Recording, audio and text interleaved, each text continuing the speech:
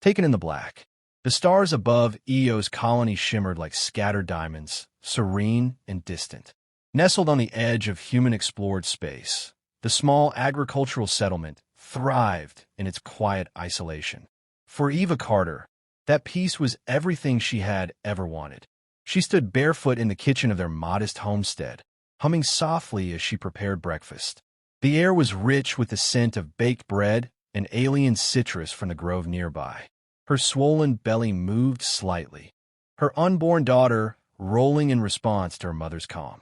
"Mom!" 6-year-old Leo came running in, holding his wooden toy ship like a trophy.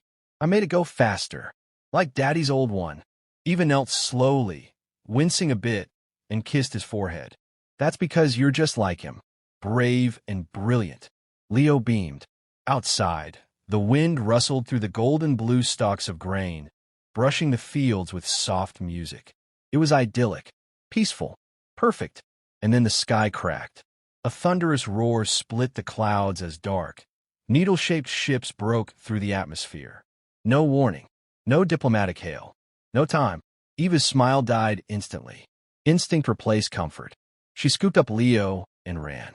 From orbit, the Zarnathi slavers descended with brutal precision. Known across lawless sectors for trafficking in organics, they valued human females and children for reasons too dark to dwell on. The outlying colonies were easy prey, or so they thought. Eva sprinted across the field toward the shelter hidden beneath the barn. Her pulse pounded, not from panic, but from grim focus. She'd trained for this years ago. She wasn't just a wife and mother, but she was too late. A harsh electric whip caught her across the back, dropping her to her knees with a cry. Leo screamed as a towering reptilian figure yanked him from her arms. Human female, pregnant, too young, valuable. The Zarnathi snarled in its guttural tongue. "Secure the stock." She fought, scratched, bit. Even dazed, she managed to grab a slaver's weapon and fire, killing one outright before she was stunned again. The Zarnathi leader loomed over her as she collapsed. Aggressive, primitive, but they fetch a price. The other slavers laughed. No one asked her name. No one cared who she was. They didn't know they had just broken the heart of the wrong man. Far away, in a classified installation deep in an asteroid field, a sensor pinged. An AI system flagged an emergency beacon transmitted just before the colony's comms were destroyed. It opened a secure profile. A photo flickered into view. Eva Carter, missing. Attached, one dependent child, one unborn. The system sent a silent signal, encrypted and urgent. In the command bunker below, a man stood in shadow, reading the alert. His fingers trembled, not with fear, but something far colder. Controlled. Focused. Commander Jack Carter, former Human Special Forces. Codename, Grim Echo. Service record, classified. Discharged voluntarily. Vanished afterward. The man whispered only 4 words. "Where are they now?" The hunt had begun, the one they shouldn't have crossed. The ship hummed low and steady as it slipped through the void. Inside, Commander Jack Carter sat in the darkened cockpit, eyes locked on a holographic star map riddled with crimson markers. Each one represented a confirmed Zarnathi trafficking route. Each one a breadcrumb. Jack wasn't a man prone to rage. He'd had that beaten, trained, and burned out of him long ago. What he felt now was colder, sharper. Purpose, precision, vengeance refined into something surgical. He'd left war behind for a quiet life. For Eva, for Leo. He'd buried weapons under floors and locked away instincts too dangerous to keep close. But the moment he saw the words Eva Carter missing, it had all come roaring back. And now, he was sharpening the knife again. 2 days earlier, outskirts of Taugama Tradeport, a small outpost floated in the shadow of shattered moon, home to smugglers, bounty hunters, and the kind of scum that made the Zarnathi look polite. Jack docked in silence, carrying only a sealed duffel and the unmistakable gait of a man who didn't care about laws. Inside the bar, a crusty alien fence named Drog was regaling drunk patrons with tales of a new batch of breeder stock captured on a backwater human colony. Jack dropped the duffel on the bar, unzipped it just enough to reveal the severed, branded hand of a Zarnathi enforcer. "Tell me where they took her," he said flatly. The room went dead silent. Drog blinked. Then he smiled too wide. "You must be the husband." A heartbeat later, Drog was face down, pinned to the bar, Jack's knife at his neck. "The next one I ask won't get a chance to answer." That's how Jack got the name of the slaver's ship, Blood Price, and its destination, Scaratha's Maw, a slave exchange in disputed space. Back in the present, Jack's stolen recon vessel, the Revenant, lurched out of warp near the Maw's outer ring. No transponder, no warning, no mercy. He didn't bother hailing them. Instead, he took out their comm satellites in 3 precision shots. Then he ghosted into their security network. The slaver outpost's alarm screamed as internal lights flickered. Power failed. Systems shut down. And one by one, the guard watching the slave cages went dark. Knocked out, not dead. Jack was saving the killing for the ones who touched his family. From a ventilation shaft, he dropped into the heart of the station, dressed in black tactical gear, moving like a shadow. Meanwhile, on board the Blood Price, Eva sat in the corner of her cage, one arm wrapped around Leo, the other hand resting protectively over her belly. The guards didn't bother harassing her anymore. Not after what she'd done to the first one who tried to lay a hand on her. Still, she could feel the tension in the air. Something had changed. Whispers rippled through the slavers. A ghost was hunting them. Someone was destroying outposts, blowing up ships. Not a fleet, not a faction, just one man. Eva's heart surged with hope, even as she struggled to keep it off her face. "Please, Jack, find us." Hours later, dead space, Sector 17Z. A Zarnathi command ship intercepted a fragmentary message. "Jack Carter, human, seeking stolen kin. Advise extreme caution." The Zarnathi commander scoffed. "Just one human," he snarled. "Let him come." His second-in-command swallowed hard. "With respect, Commander, it's that human." The commander paused, then waved a claw dismissively. "No one man is worth fearing." Behind him, a live feed showed the wreckage of a sister ship drifting in silence, its crew unaccounted for. No escape pods launched, no distress signal sent. Just the words, burned into the hull with plasma. "She is not yours." The message delivered. The Zarnathi Syndicate had existed for over 300 years. In all that time, they had never known fear. Worlds fell before them. Species buckled under the weight of their chains. Their name was spoken in hushed tones across frontier space. Until now, it began with a broadcast, hijacked from deep inside the galactic blacknet. A network thought impenetrable, an unauthorized signal burst across 1,000 systems. Slaver dens, mercenary forums, and pirate havens all received the same message. It was brief, it was direct, and it chilled even the most hardened criminals to the core. A lone man stood in the feed, half-shadowed, his voice as cold as the void. "You took my wife.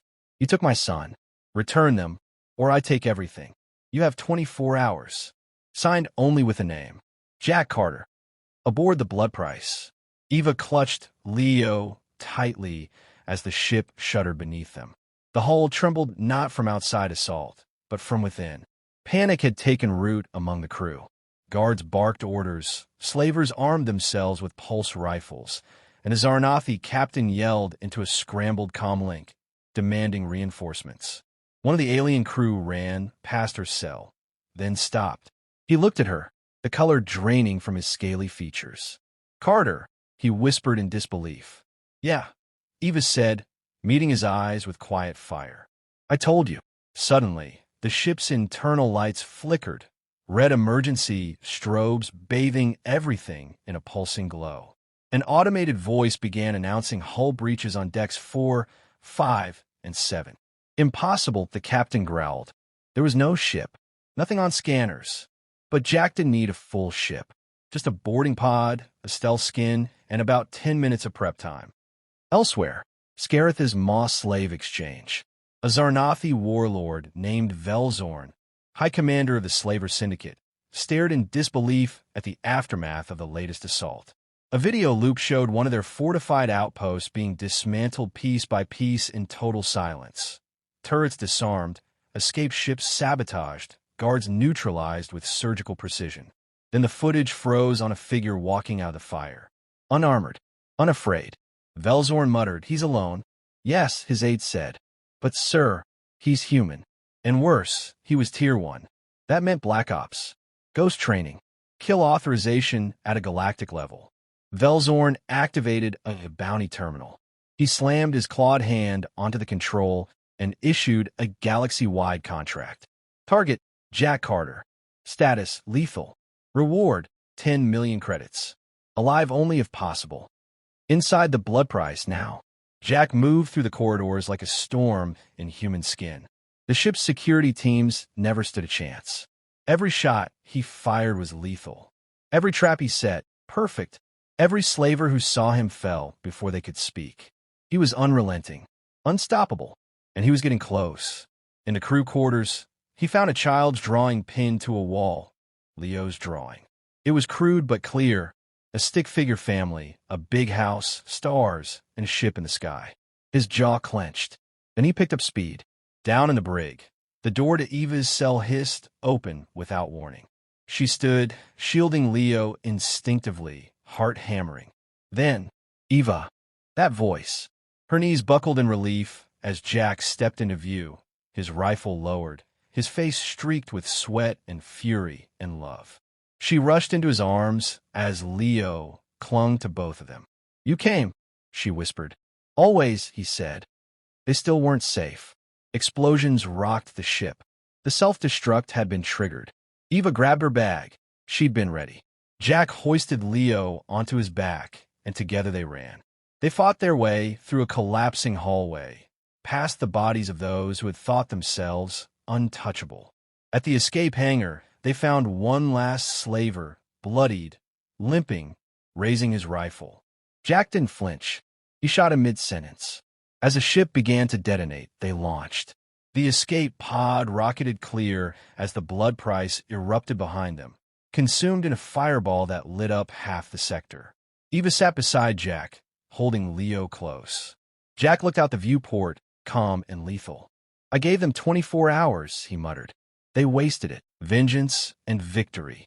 The escape pod drifted in silence, a coffin-shaped capsule glowing against the cold black of space. Inside, Jack Carter stood watch with rifle in hand, eyes unblinking. Beside him, Eva slept with her head resting on Leo's shoulder, one arm over her belly, both safe. For now. But Jack knew the Zarnathi weren't done. Not yet. A proximity alert pinged. Jack's eyes narrowed as a Zarnathi warship dropped out of warp in front of them, sleek, armored, bristling with guns. At its helm, Warlord Velzorn, commander of the slaver fleet and architect of Eva's abduction. Bridge of the Zarnathi dreadship, Oblivion Fawn. Velzorn leaned forward, mandibles clicking in anticipation. "There he is," he rasped. "One human. One pod. No weapons. Bring him in." His first officer looked uneasy. "Sir, with all due respect, we should fire and be done with." "No," Velzorn growled. "I want him to see our power before I erase his name from existence." The orders were given. Tractor beams locked. The pod was brought aboard.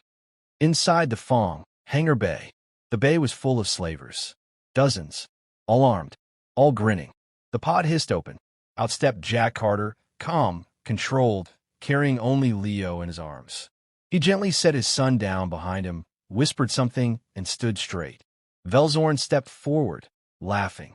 "You're smaller than I imagined." Jack's gaze was steady. "And you're dumber than I hoped." The warlord bared his fangs. "You think you'll leave this ship alive?" Jack took one step forward. "No," he said. "You won't." He raised a small, sleek device and pressed a button. All across the ship, systems died. Lights, weapons, shields, gone. The Oblivion Fong trembled. Suddenly, Jack's voice echoed through every hallway of the warship. "I was Tier 1. I studied your tech, your command structures, your weaknesses. This ship is mine now." Panic exploded in the ranks. From a pod, Eva emerged with a pulse rifle. One Jack had hidden in the walls of the pod's interior. She covered Leo as Jack surged forward. It was slaughter. One man, moving like a machine. Brutal, exact, efficient. The slavers fell in droves, confused, blind, uncoordinated. Jack fought with precision, Eva covering his flank. It was the two of them again, like old times before peace. Before parenthood. Before they tried to leave that world behind. By the time Jack reached the bridge, Velzorn was the only one left. The warlord raised his claws. "This is a mistake," he hissed. "You could be rich, powerful. We can make a deal." Jack shot him in the leg. The warlord collapsed, screaming. Jack walked over slowly, rifle lowered, eyes deadly. "You stole my family," he said. "You hurt my son. You scare my wife." He crouched beside Velzorn and whispered the last words the slaver would ever hear. "You should have asked who she married." Then he fired one last time. A new warning.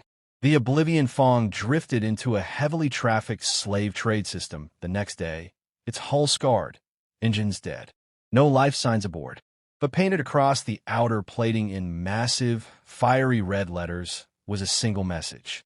"Humans are not property. Stay away from Earth." The message spread across the galactic underworld like wildfire. Entire slaver operations collapsed overnight. Black market deals were abandoned. The syndicate fractured under the weight of fear. No one wanted to be next. No one wanted Jack Carter coming for them. Back on Eos, weeks later, the Carter family stood on their rebuilt porch, watching Leo chase butterflies under the twin suns. Eva's hand rested on her now much larger belly.